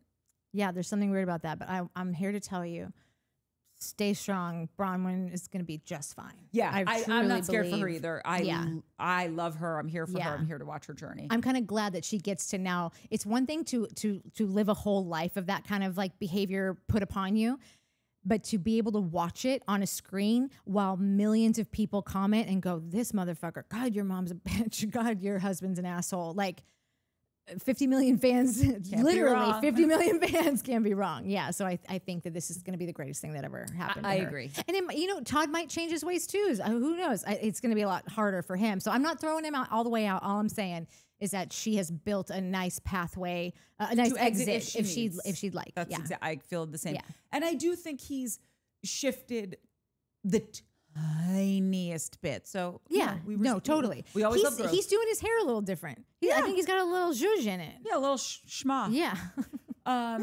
Cascade Earth NW said, I love the show. It's second to Miami. I don't take it seriously, and you shouldn't either. And we were mentioning As this. I know. Mentioned. We want to, but we can't. Yeah. It's like, I remember when I first came out here and people were like, oh, you're an actor? Yeah, you just have to not care. And I'm like, I don't know how to not care about anything. Not care about anything. This had me giggling. SH said, sorry I talked shit about the Dodgers last week. It was my third week being a sports fan, and it turned my girly ass into an emotionally immature man. That being said, none of it was untrue. And I just want to say, I just love when someone says, hey, sorry about that. And then it's just, I think, adorable and a great quality. Yeah, no, the whole point of being a sports fan is to be a pouty ass bitch about it. Yeah. And be able to be like, fuck this, it was rigged. Yeah. All's fair in love and sports. Yeah. It's all good. Yeah. Fishing Gal said, if my count is correct, we shouldn't have to worry about Lisa anymore. Lisa has already dug up all the dirt on everyone except Heather, maybe, if we count the good girl thingy. Good time girl thingy. Nothing left to dig up anymore. She's gone through the cast. Problem solved. And I want to say that is very wishful thinking. But Lisa is like the herpes of this show. You think, no. I'm on the medication. I'm not going to get a breakout. And then you get stressed and you got a big old cold sore under your schnozzle for Christmas. You know what I kind of forgot to say from the earlier scene with her and how she's decided to join up forces with Meredith, and like the one time that Meredith needs something, Lisa will jump ship as soon as she hears that someone's got video of that or audio of it or anything. Yes. Like she will be out, and I will love to see it. I'm sad to see Meredith bust her facade, but a facade, it has been busted for me. Correct. Yeah. Lisa's what you would call a fair weather friend. Yeah. Asshole. Or that. Yeah. You're up, Mark. Harris, I will need copious amounts of meteor wine once my tuchus hits the man chair, please. Maybe a Beverly Hills moment. Is Harris coming? I think that's a yes. Great. I'm taking that as a signing on the dotted line. I will be completely transparent. I don't know if I could be the one to cover Beverly Hills with you guys, even though I would die to, because I feel like I'm a little too enmeshed. Oh, well, then we're not covering Beverly Hills if you're not doing it. Yeah, that's the last thing that I want to do. Let's see if my boxes make it on the show. That'll be the deciding factor. Oh, yeah, okay. SH, feel free to talk about shit about the Dodgers all day long. As I already said. Yeah, we already supported this. Yeah, but specifically the Dodgers. Okay. Go Giants. It's all the loser teams, you know. Okay. Next time win 3 in 5 years instead of 6, and we'll talk. Y'all are thinking way too much into this. SB, yep. With everything. I think that goes for everything across the whole wide world. I don't know what this means. Pat Clark, is there hope for the split leaf philodendron to survive? Is that the thing that Foof ate? Yeah. I'm so glad you brought that up. No, it's not. Why don't you give her the latest update on that plant? You threw it away. Why? Yeah. Have I ever thrown a plant away? Like, when's the last time you saw me throw a plant away? Well, because you made Foof mad and abused him, and he got back at you. By the way, Pat, I love that you asked about that. It really just shows where Pat's heart is, and it made my heart melt. So Foof will, decide at 3 in the morning that he's going to just jump over our heads and do like just the zoomies, I think they call it. That is the technical term. Yeah. Yes. But like he'll like knock you in the head, and then he'll do it again over and over and over again. And so finally I got up and kicked him out of the room. Like kicked him out. I just wasn't going to let him do the 360 back in. He left, and I closed the door before he could run back in. Then he came in here. The plant was up on a ledge. He never gets up on the ledge. He hopped up there and chewed the entire thing to shreds. I've never seen anything like it. That cat will take bites and bites and bites and bites and give a plant a slow death, which is probably worse. But it was rage. I wish you took a picture of it. I know. I wish I would have too. Because also he says he didn't see it. He had to step over it. Oh my God, this is what we were talking about. Yeah. You're part of the problem, Mike. You weren't here for the episode, but we were saying that people saying they didn't see things that they probably saw as a problem. Yeah, but ripped all the leaves off, and they were just all over the floor. And yeah, Mike didn't see it, even though he had to step over it to get out the door. And yeah, Carry on. So I'm going to say no. We're not going to see that plan again. That's all I got. That's it. Yeah, most of them. I think I took a huge chunk out of. I took a bite out of crime. Oh wait, I can't believe I almost missed this one. An honorary mention from Benji Fagley. Aren't Los Angelians technically called Los Angelinos? Los Angelinos if you're nasty. Yeah, all of the above. I love all the nastiness. We went from coach to first class with these chairs. I just want you to know. I know, and I'm ready for. You know, I was like not excited about them at all. I was just like, I felt like I just did what needed to be done, you know, and finally bit it, and now I'm just like, JWD, job well done. Oh, one thing I want to ask Pat Clark when she'll say, "Oh, I missed the live," or "Yeah, I'm here for the live." What does that mean? Because this isn't a live show. Yeah.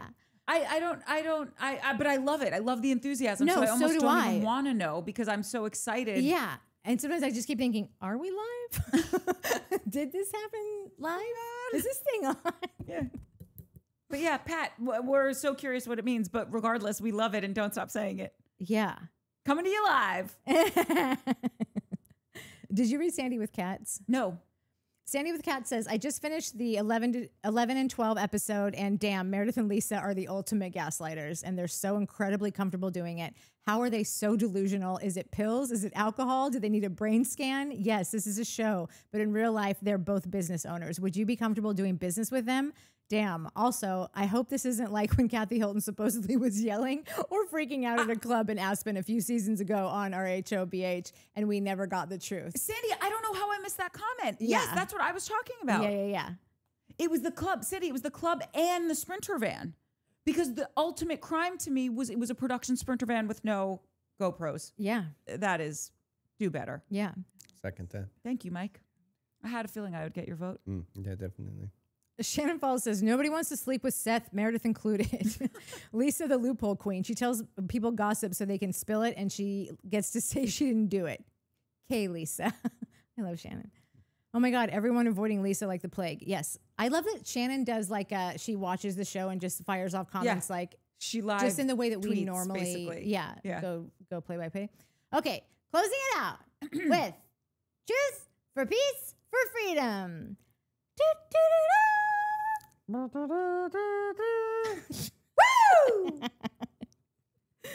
Okay. You should start doing it with your other hand so you can show off your ring. Oh, yes. Do the do with that hand. Woo! Okay. Truth says, do you think it will be officially over between Britani and Jared Osmond after he sees this episode? And remember, we're talking about last episode because that's where she was like, oh, can someone show me a tour of my vagina? He seems like the type of guy who can have multiple women at the same time, but he will cut it off with Britani when he sees that she's acting like him. Agreed. I bet their relationship is over for good now, probably for the best. Maybe it was meant to be this way. God willing, we Lord, hear our prayer. Heather is going to be so embarrassed to watch this episode when she sobers up. The captain was not pleased when he was requested to come to dinner shirtless, but he brought that comment on himself with his playful banter from the beginning. He said the ladies were going to get wet and then get in the water, so I'm not going to fault Heather for treating him like a piece of meat, but I am going to fault her for sexually harassing the deckhand on the dinghy back to the yacht. She made him sit in between her legs while she straddled him. I noticed all this shit too, and I was like, I feel like we would have a huge problem with this if this were crew on a ship. And I'm not trying if it was dudes. I'm not trying to shit on these ladies' fun. I'm glad that they're out there living their lives, but like this would be a very different situation if that were a woman deckhand and then the dudes were like. Yes, I will say this: there is a little bit more of like a showboaty thing with like a young, cocky, ripped guy. Like, and I'm not like, listen, obviously no is no. I believe in consent and all those things. Also, I don't know if you watched Heather on Watch What Happens Live last night, but apparently Jason was on and said, no, nothing happened between her and Heather. Yeah. Him and Heather, which if someone hooked up with me and was denying it, I would be pretty pissed. No, so would I. But then the way that she ended it, when somebody, like, I think maybe a viewer it was like a viewer question or something about like, is there anyone in the Bravosphere that you're interested in? She still ended it with, I think we all know who I'm interested in. So it was like, you're still giving him his flowers and still like acting like you're open for business with this dude. And I would just like move it on. He seems very, listen, I don't like, that's not my type. I don't think he's anything to write home about. So, but he doesn't seem the type to not just be dicking around with every lady that comes. Well, I know you said he's like a professional, but well, no, he doesn't. There's never. How about this? There's never been a storyline of him on the show with him hooking up with someone off the show. Yeah, on the show, like crew, guests, whatever. Yeah. I don't know who he's putting it into in the off season. Yeah. They're all working for tips, and I'm sure he didn't want to embarrass her. She needs to control herself. I have a feeling she's never been in love. She reminds me of Christine Brown from Sister Wives. She found love later on in life, and I hope Heather will have the same fate. Hate to see attractive, successful older women like Heather and Britani fighting for the title of Salt Lake City's most desperado. Truth. That's why I never... like I didn't sleep around when I was young. I like am always in relationships. I have a big ego. So it's not that I'm a prude. It's just I will never let someone get one up on me. Yeah. So that's where that came in handy. Really your ego keeps the herp away. Although I know people who lost their virginity and that happened to them. Got the herp? First shot. That would be horrible. Oh my God. I'm just saying, you never know. My brother. You wrap it up. I'm all still your don't brother. know. Are you outing your brother? No, he told me once that he used to, like, he's married now, but like, well, where is the story going? No, he used to party, like he used to hook up with chicks a ton, and I didn't know that, and I was like, what? And I lost my virginity late. I also didn't sleep around a ton. I can literally name every person I slept with in order. Your virginity. Older. Well, I was 19, so I mean, I was older than that. Okay. Just. Yeah. Okay. So great. Same shit. Same 20. age. By the way, I don't remember everyone I've slept with. I think that's really impressive, and it's not a lot. I just don't remember all of them. I think it's impressive that you do. Yeah. So he once he was like, "Whoa, you were always with girls, and I thought like I just wanted to like it was that I just wanted to be like you moment." I was off doing drugs all the time, like all the time, and I was like, "Oh my God, thank God that you thought I was banging chicks and like like I wasn't. I was like." I was a serious addict. Yeah, like so much better for my brother, it turned out. Like, you know, great. You got laid a ton and you could have been a crackhead. I wasn't a crackhead, but almost. Was Todd tooting while playing tonsil hockey with another young Tootsie? I just can't imagine Todd being sexual with anyone. He's a dorky, smart guy who made it rich. He's not a Mario Singer. By the way, I'm sorry. Oh yeah, Mario Singer. By the way, Ramona's ex is older than Todd and has more sex appeal in his pinky than Todd has in his entire body. Hold on. Mario Singer? That guy creeps me out. Yeah, but like there was he's not unattractive, right? So and like Todd arguably is not like the most best looking, right? Yeah, no, Todd. He also had like a nice voice, a wealthy New Yorker. Like he had some things going for him that like if just off the top, if you didn't really talk to him and get down and dirty with him, you'd be like, oh no, Mario's kind of like something. A vibe-ish, vibe adjacent. Bronwyn and Todd's relationship is so odd to me. I believe he loves her and thinks she's beautiful, but I also believe that he's unhappy with the amount of chaos she added to his life. He's gonna fucking wish he had it when she's gone. He was sued twice in the past few years due to attacks on delivery drivers from one of their 6 dogs. The Real Housewives show is not a good look for him, and now she has more allegations coming to light about her, which tarnishes his reputation. I'm just wondering if he's lost that love and feeling. Hope not. There is no prenup. That's the upside, Truth. That's the big winner, jackpot. Yeah. I encourage none of you to have a prenup. Okay, that's it, and that's all. We'll be back tomorrow. Wait, like, subscribe, hype, tell a friend, and if you know anybody who wants to pay people to do what we do, let them know. To talk shit on people. Constructive criticism is what I prefer to call it. Yeah, you got any last final words, Mike? See you tomorrow.